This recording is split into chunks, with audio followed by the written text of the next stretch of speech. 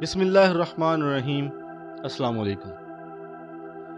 ملت اسلامیہ کے 57 ممالک کے حکمرانوں کے بیانات، تجزیہ نگاروں، دانشوروں، سیاستدانوں، یہاں تک کہ اس امت کے علماء تک کی گفتگو سنیں یا تحریر پر غور کریں جو ان دنوں فلسطین کے مسلمانوں پر اسرائیلی ظلم و تشدد اور بربریت کے جواب میں لکھی جا رہی ہیں، تو آپ کو ان سب میں ایک نقطہ مشترک ملے گا: ہم عالمی ضمیر کو جھنجھوڑ رہے ہیں۔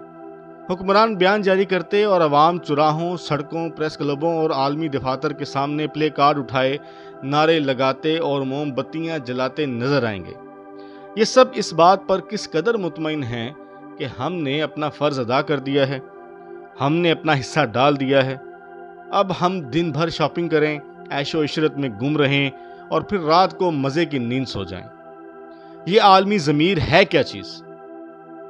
کیا 11 ستمبر کے بعد ہر بڑے چھوٹے بوڑھے جوان نے اس کا بے ضمیر چہرہ نہیں دیکھا؟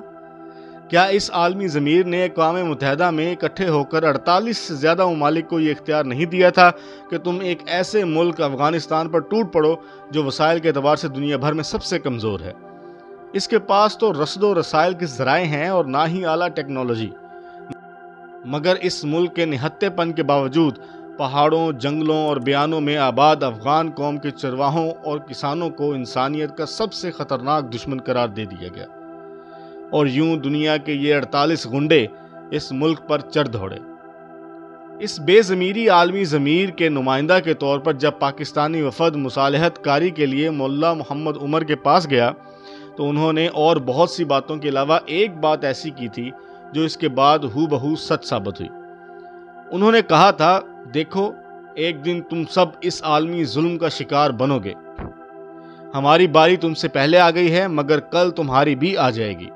تم امریکی حکومت کے ترجمان بن کر ہمیں مٹی میں مل جانے سے ڈرانے آئے ہو؟ ہمیں خاک ہونے کا ڈر نہیں ہے، کیونکہ ہم مٹی کے گھر میں رہتے ہیں، مٹی پر بیٹھ کر کھانا کھاتے ہیں، اور ہمارا اس بات پر مکمل ایمان ہے کہ ایک دن ہم نے مٹی میں چلے جانا ہے۔ لیکن یاد رکھو، ان 57 اسلامی ممالک کے شہریوں کا کیا ہوگا جنہوں نے اپنے لیے آسمان سے چھوتی عمارتیں تعمیر کر رکھی ہیں، اپنی زندگی کے لیے آسائش اور تعیش کا سامان جمع کر رکھا ہے؟ میں تمہیں اللہ کا واسطہ دیتا ہوں، متحد ہو جاؤ، باریاں مت لگاؤ۔ لیکن پوری امت کے حکمرانوں نے اس مرد مجاہد کی بجائے بے ضمیر عالمی ضمیر کا ساتھ دیا۔ تقریباً ہر پڑوسی اسلامی ملک نے افغانستان کے خلاف اپنی سرزمین استعمال کرنے کی اجازت دی۔ پاکستان سے امریکی طیارے 57,000 دفعہ اڑے اور انہوں نے ایسے ہی افغان مسلمانوں کے جسموں کے پرخچے اڑائے، جس طرح آج غزہ میں اسرائیل کر رہا ہے۔ ایران نے نہ صرف بدترین خاموشی دکھائی بلکہ اس کے پاسداران کے سربراہ نے یہاں تک کہہ دیا کہ اگر امریکی حملے کے دوران ہمارے جوان شمالی اتحاد کے ساتھ شانہ بشانہ نہ لڑ رہے ہوتے تو یہ فتح ممکن ہی نہ ہوتی۔ تاجکستان نے کابل کی طرف پیش قدمی کے لیے قلاب کا راستہ دیا۔ یوں بے ضمیر عالمی ضمیر مسلم امہ کی بے حس حکمرانوں سے مطمئن ہو گیا۔ یوں دنیا کے امن کے لیے سب سے بڑے خطرے افغانستان پر ناجائز قبضہ کر لیا گیا۔ مگر کیا اس کے بعد کسی اور کی باری نہیں آئی؟ شاید ہم بھول گئے، اس کے بعد عراق تھا۔ اس کے لیے تو کسی نے نیو یارک میں موجود عالمی ضمیر کی علامت اقوام متحدہ سے اجازت لینے کی بھی ضرورت محسوس نہ کی۔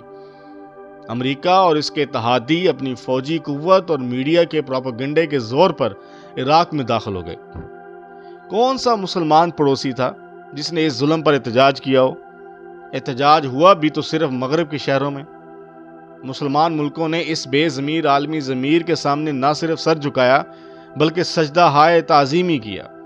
شام، اردن، کویت، قطر، سعودی عرب اور ایران سب کے سب کئی سال عراق کے نہتے اور مظلوم انسانوں کے قتل عام کا خاموش تماشا دیکھتے رہے۔ معاملہ یہاں تک رہتا تو بات سمجھ میں آتی تھی کہ ان کا ضمیر اس بے ضمیر عالمی ضمیر نے خرید لیا ہے۔ لیکن پھر ان دونوں ملکوں میں جب ان عالمی غنڈوں نے اپنی مرضی کے آئین تحریر کیے، اپنی نگرانی میں الیکشن کروائے اور اپنی کاسہ لیس حکومتیں قائم کیں، تو ان تمام ممالک نے ان دونوں حکومتوں کو نہ صرف جائز تسلیم کیا بلکہ ان کے ہر ظلم پر بدترین خاموشی اختیار کی۔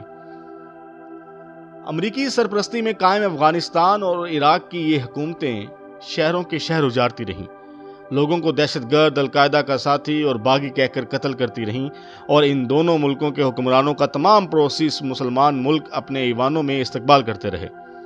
وہ جن کے ہاتھ معصوم مسلمانوں کے خون سے رنگین تھے، وہ ریاض، تہران، اسلام آباد اور دمشق جیسے شہروں میں باہمی دلچسپی کے امور پر تبادلہ خیال کرتے اور مشترکہ اعلامیہ جاری کرتے رہے۔ ہر ملک کے بکاؤ میڈیا نے اسے دہشت گردی کے خلاف جنگ کی کامیابی قرار دیا۔ جان پلجر کی وہ مشہور documentary war you have not seen, جنگ جو آپ نے دیکھی ہی نہیں، ایسے تمام چہروں کو بے نقاب کرتی ہے جو اس عالمی ضمیر اور عالمی پراپیگنڈے کے سامنے سربسجود ہو گئے۔ مسلمانوں نے اپنی بے حسی سے اس بے ضمیر عالمی ضمیر کو اپنے بارے میں ایک پتے کی بات بتا دی کہ ہم بے حس ہیں، بے ضمیر ہیں، اور تم جس اسلامی ملک کے شہریوں کو بھی دہشت گرد اور انسانیت کے لیے خطرہ تصور کر کے ان کے گھر بار، خاندان اور آبادی سب کو تباہ کرو گے، ہم بالکل خاموش رہیں گے۔ یہی وہ الفاظ ہیں جو آج اسرائیل کی حکومت اور اس کے حواری بول رہے ہیں۔ لیکن کمال کی بات یہ ہے کہ ہم عالمی ضمیر کو جھنجھوڑنے کے لیے سرکاری سطح پر بیان دے رہے ہیں۔ یہ ہمارا 75 سالہ رویہ ہے۔ ہم ریلیاں نکالتے ہیں، پلے کارڈ اٹھاتے ہیں، یوم القدس مناتے ہیں، اور دنیا بھر کے ہر فرقے کے علماء اس ظلم پر بے ضمیر عالمی ضمیر سے فیصلے کی بھیک مانگنے سڑکوں پر نکلتے رہے ہیں۔ کیا انہوں نے قرآن کی یہ آیت نہیں پڑھی؟ اے پیغمبر صلی اللہ علیہ وسلم، کیا تم نے ان لوگوں کو نہیں دیکھا جو دعویٰ کرتے ہیں کہ وہ اس کلام پر بھی ایمان لائے جو تم پر نازل کیا گیا ہے، اور اس پر بھی جو تم سے پہلے نازل کیا گیا، لیکن ان کی حالت یہ ہے کہ اپنا معاملہ فیصلے کے لیے طاغوت کے پاس لے جانا چاہتے ہیں، حالانکہ ان کو حکم دیا گیا تھا کہ طاغوت کا کھل کر انکار کریں۔ تجزیہ نگار، دانشور، سیاستدان، جہاں تک وہ علماء کرام جنہوں نے اس آیت کو بار بار پڑھا ہوگا اور اللہ کے اس حکم کو لوگوں کو سنایا بھی ہوگا، وہ سب بھی اپنا معاملہ اور اپنا فیصلہ طاغوت سے کروانا چاہتے ہیں، اور کس قدر بھولے ہیں کہ یہ امید لگائے بیٹھے ہیں کہ فیصلہ ان کے حق میں ہوگا۔ کیا یہ سب نہیں جانتے کہ یہ دور فتن ہے؟ کیا ان سب نے احادیث کی کتاب میں فتن کے ابواب اور ان میں درج احادیث نہیں دیکھی؟ لیکن کس قدر بدقسمتی ہے کہ افغانستان کے بعد اس امت کے حکمران اور ان کے مسل کی علماء عراق اور شام میں ایک دوسرے سے لڑنے کے لیے تلواریں نکالتے رہے، جیش تیار کرتے رہے۔ کوئی ایک حکومت کو بچانے کے لیے فتویٰ دیتا تھا تو کوئی دوسرا اس کو گرانے کے لیے لوگ بھیجتا۔ کسی کو اینٹوں اور سنگ مرمر کے مزارات کے تحفظ کے لیے جان دینا جہاد لگتا تھا تو کسی دوسرے کو ان مزارات کو گرا کر اپنا پرچم بلند کرنے میں توحید نظر آتی تھی۔ ان 57 اسلامی ممالک کے حکمرانوں تو دور کی بات، ان کے علماء میں بھی یکسوئی نہ پہلے تھی اور نہ ہی آج ہے کہ وہ یہ اعلان کریں کہ نہتے فلسطینیوں کے ساتھ مل کر لڑنا فرض عین اور جہاد ہے۔ اس امت کے ممالک کی 50 لاکھ سے زیادہ افواج ہیں جو کیل کانٹے سے لیس ہیں اور اپنے بغل میں ایٹم بم بھی رکھتی ہیں۔ یہ ساری طاقتیں اور قوت انہیں صرف اور صرف اللہ نے عطا کی ہے، اور میرا اللہ روز قیامت ان سے ان ہتھیاروں اور افواج کی قوت کا حساب ضرور لے گا۔ تم سے سوال ہوگا کہ تم نے اس امت کے مظلوم مسلمانوں کو ظلم سے نجات کے لیے اپنی اس طاقت کو کیوں استعمال نہیں کیا؟ جو جتنے بڑے منصب پر ہوگا، روز حشر اس کو اتنی ہی بڑی جواب دہی ہوگی۔ سب جانب خاموشی ہے، سکوت ہے، حکمرانوں کے بیانات ہیں، پلے کارڈز ہیں، بینرز ہیں، تبصرے ہیں۔ شاید یہی وہ زمانہ تھا جس کے بارے میں رسول اللہ صلی اللہ علیہ وآلہ وسلم نے فرمایا تھا، لوگوں پر ایک زمانہ ایسا آئے گا کہ جب ان میں پڑھے لکھے لوگ بھی یہی کہیں گے کہ یہ جہاد کا دور نہیں ہے۔ لہٰذا جس کسی کو ایسا دور ملے تو وہ جان لے کہ یہی جہاد کا بہترین زمانہ ہوگا۔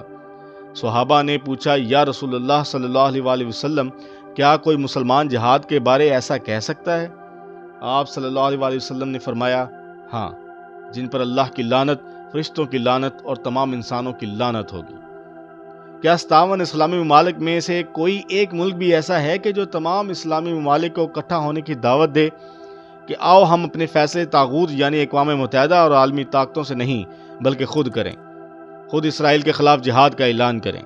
ہم سب نے عالمی قوتوں سے مل کر 11 ستمبر کے بعد لفظ جہاد کو دہشت گردی کا بدل بنا کر بدنام کیا۔ لیکن میرے اللہ نے پوری دنیا کی قوت اور ٹیکنالوجی کو افغانستان کے پہاڑوں میں ذلت آمیز شکست سے دوچار